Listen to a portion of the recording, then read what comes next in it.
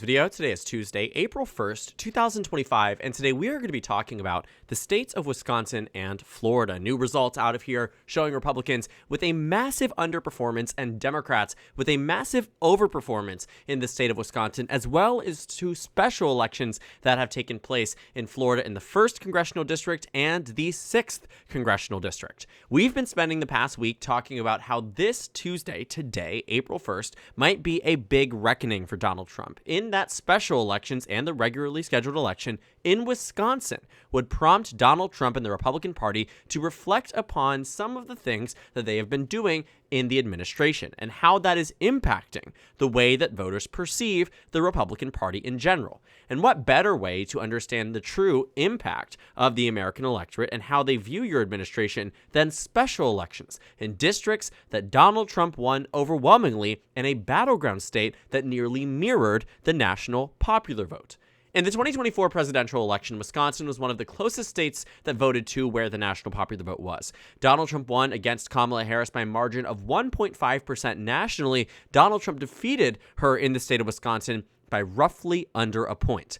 With less than a point separating the Wisconsin margin and that of the national popular vote, Wisconsin has always been a great litmus test for where Democrats and Republicans were at snapshots in time, as would be Michigan or Pennsylvania, but the only election that we had was a statewide one in Wisconsin. But Florida provides an even more unique perspective, coming from districts that were overwhelmingly in favor of the Republican Party from the 1st to the 6th district. In fact, the 1st district, Florida's 1st, is the most conservative district, one of them in the entire state, where you can find that margins across were even, rivaled that of performances in massively blue, safe Democratic states. You can see states like Massachusetts that were decided on a congressional level 9-0, but on the presidential level by a massive amount of nearly 30 points. And the reason I bring this up is because Florida and in these individual districts, they were never meant to be competitive.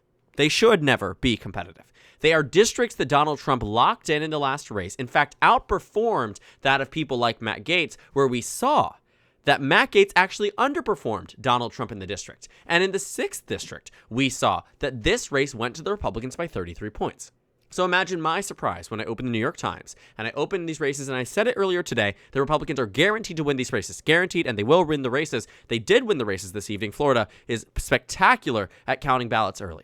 But what do they see in the 6th district? What do we see from this perspective? No longer are Republicans winning these districts by 33 points or 32 points.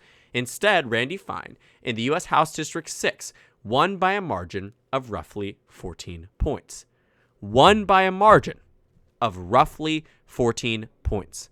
I know it sounds like a lot, but in comparison, in direct comparison, a 33-point margin reduced to all that of something that wouldn't even characterize this district as safe red in my book means something.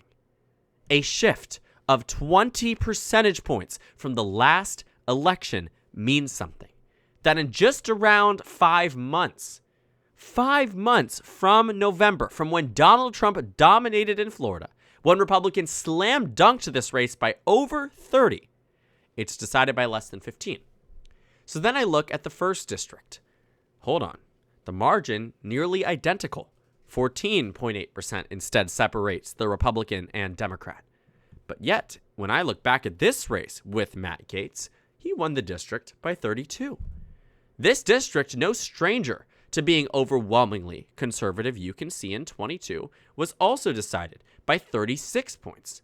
That 6th district was decided by 51 points. Reduced down to two margins less than 15 points.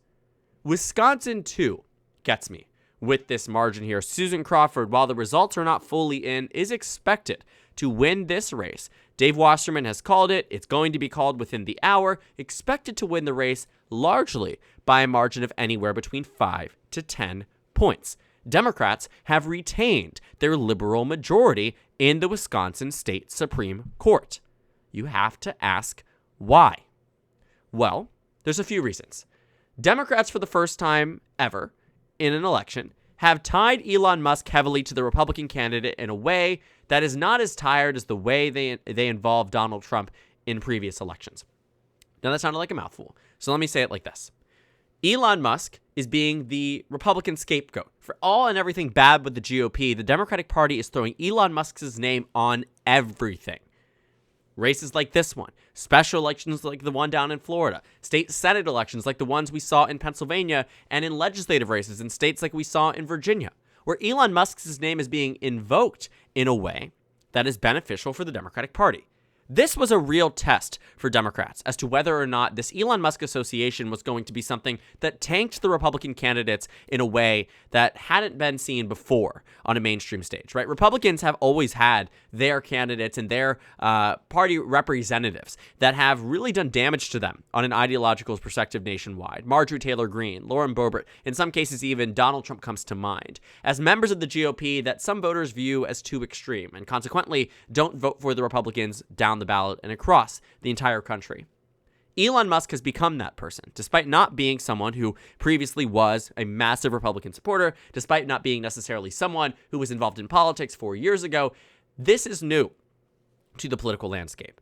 An oligarchy type of view that Democrats are putting Elon Musk on. It isn't just that he is someone who supports Donald Trump and has extreme positions.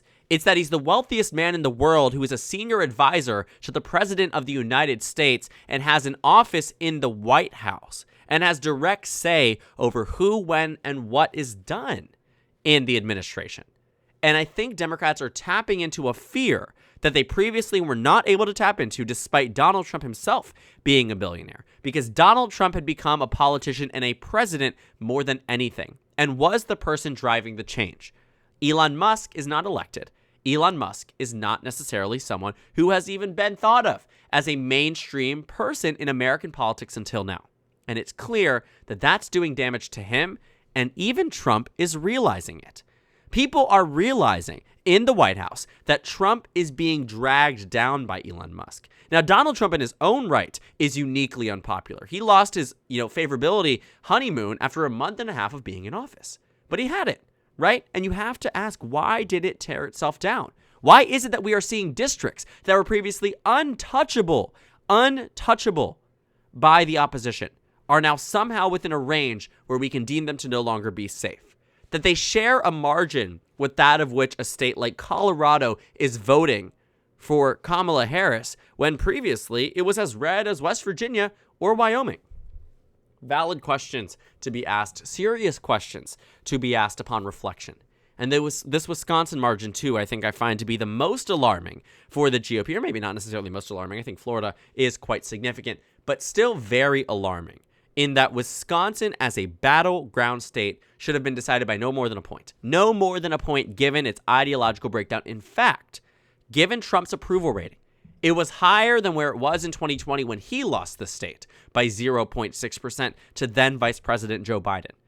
And if Republicans go so far as to underperform Donald Trump significantly enough that I'd say it's over 5 points, truly, there was a lot of damage. And Brad Schimmel, as the endorsed Republican candidate here, not necessarily explicit, right? Because these are nonpartisan races, just the parties have gotten very involved, and nearly $100 million was spent in this race, primarily from Elon Musk, but also, too, Democrats investing heavily in this race.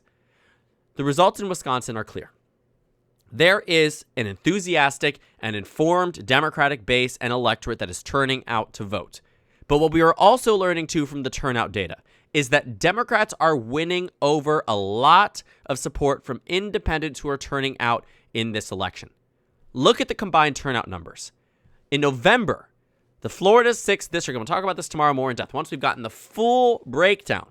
Right, we'll talk about Wisconsin in its own video tomorrow, but the point here, combined turnout in Florida 6th District, Republicans plus 26, meaning Republicans turned out at 26%, had a delta between that in terms of overall turnout and overall composition of voters in the November 5th election. What was the result? Well, it makes sense. Independents had swayed towards Trump and consequently swayed towards the Republicans. Republicans won the result by roughly 30 points. Today, in the results we see, the combined turnout was Republican plus 21. So math tells us, okay, Republicans won by 25. Right? Wrong. Republicans won by 14. A 16-point difference only accounted for by a 5-point difference in party affiliation. Why? Independents, and this is true, there absolutely is 100% with definitive nature a voter there that is a registered independent that voted for Trump in 24, that voted for Democrats this time. And it isn't just one. It's thousands of them that are turning and souring on the Republican Party. The difference could not be clearer. It doesn't just end there. You can see it in Florida's 1st district. Remember that combined turnout number from earlier today, the massive result? Combined turnout, Republican plus 39, result, Republican plus 37? Well, turnout today was Republican plus 29. What does history tell us? The 37, or not history, what does simple arithmetic tell us? It would go from plus 37 to plus 27. Well, it wasn't that. It was way more than a shift downwards. In fact, it was a 22-point swing from the November election. A 22-point swing from November. The result in this election, Republicans plus 15. And then comes in Wisconsin, which we won't have the final results completely tabulated until about an hour from now. But with nearly half the vote in, Democrats are massively outperforming where they were before. And people are calling it. The poly market has called it. 100% chance that Crawford wins this race. We knew it would happen because we saw that the enthusiasm numbers were record high in these very minuscule special elections, but they were there. The warning signs were there for the GOP, and that's why they pulled Stefanik. And if anyone ever tells you, if anyone ever says that Stefanik wasn't pulled because Republicans were worried, they pulled because they needed her in the House. Yes, one thing can be true. They needed her in the House. But they certainly needed a Republican more, which meant that if she had left the special election up, I point you to this metric. If you get in a Twitter battle with anyone about this, because it is truly just election analysis as to why Trump pulled Elise Stefanik. What do we see? A 22-point shift from the 2024 election, a 22-point shift. Why does that matter? Trump won Elise Stefanik's district by 21 points. So a shift would have made all the difference. And this shift replicated in New York would have given Democrats the victory in an election they otherwise would have never even have come close to winning. Even further, chipping away at the GOP's House majority. I'll leave you there. Wisconsin coming in, Florida already in. Altogether, massive overperformances for Democrats, massive underperformances for the Republican Party. Definitely storm brewing. A storm that will likely lead Democrats into victory in future elections. Not to say this is an indicator of all, but it certainly is an indicator of something. And these results cannot be ignored by Trump and his administration. Otherwise, they run the risk of continuing to lose elections and lose massively on the margins in comparison to the last November, which could mean catastrophic results for the 2026 midterms and potentially even beyond. So thank you guys so much for watching this video. Make sure to comment down suggestions below. Subscribe on the left if you haven't already, and check out the Instagram and Twitter. At the bottom left of the screen, there's also a Discord server for you to go ahead and join. On the screen, there's a video you can watch, and then a playlist for my 2026 election analysis videos. Again, thank you guys so much for watching, and I will see you all tomorrow.